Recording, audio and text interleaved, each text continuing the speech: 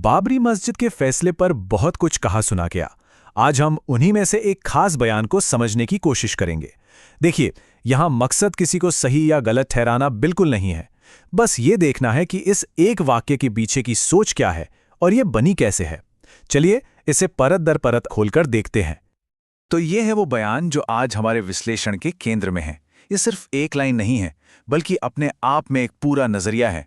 इसमें दावे भी हैं, दलीलें भी हैं और एक बहुत बड़ा सवाल भी है। तो चलिए देखते हैं कि ये सब आपस में जुड़े कैसे हैं। किसी भी बड़ी या जटिल बात को समझने का सबसे अच्छा तरीका जानते हैं क्या है? उसे छोटे छोटे हिस्से में तोड़कर देखना। हम भी ठीक यही करने वाले हैं। इस पूरे बयान को इसके अलग अलग हिस्सों में तोड़ेंगे और हर एक हिस्से को थोड़ा और करीब से देखेंगे। तो हर तर्क की एक बुनियाद होती है, एक स्टार्टिंग पॉइंट। इस बयान की बुनियाद है मालिकाना हक का एक सीधा और मजबूत दावा। असल में सारी बात यहीं से शुरू होती है। बयान की शुरुआत होती है एक बिल्कुल साफ और सीधे दावे से। बाबरी मस्जिद मुसलमानों की थी, बस। यहां कोई अगर मगर नहीं है। ये वो पहली लाइन है जिस पर आगे की पूरी कहानी, आगे की पूरी शिकायत टिकी हुई है। ये जो पहला दावा है ना, यही आगे आने वाली शिकायत और असंतोष के लिए एक तरह से स्टेज सेट करता है। आप समझ लीजिए कि पूरी बहस का जो मंच है वो इसी एक लाइन से तैयार होता है। अच्छा, तो अब दावे से आगे बढ़ते हैं। अब आते हैं बयान के उस हिस्से पर जहां बात सिर्फ मालिकाना हक की नहीं, बल्कि फैसले की वैधता और सबूतों की हो रही है।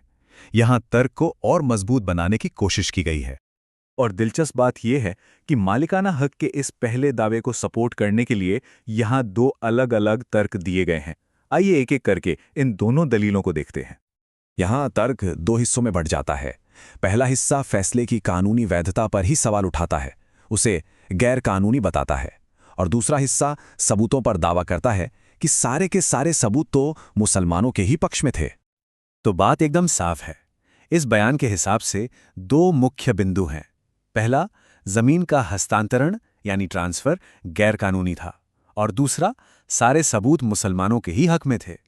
ये वो दो मजबूत खंभे हैं जिन पर यह पूरा तर्क खड़ा करने की कोशिश की गई है। अब तक तो बात कानूनी और तथ्यात्मक दावों की थी, लेकिन अब ये बयान एक अलग ही मोड़ लेता है। यहां से ये एक ज्यादा बड़े और गहरे, एक दार्शनिक सवाल की तरफ चला जाता है। और बस ये एक सवाल पूरे बयान का रुख ही मोड़ देता है। अब बहस कानूनी सबूतों की नहीं रह जाती, बल्कि ये सीधे सीधे देश के सेक्युलर होने के विचार पर एक टिप्पणी बन जाती है। अब इससे पहले कि हम आगे बढ़ें, ये समझना जरूरी है कि सेक्युलरिज्म या धर्मनिरपेक्षता का आमतौर पर मतलब क्या होता है।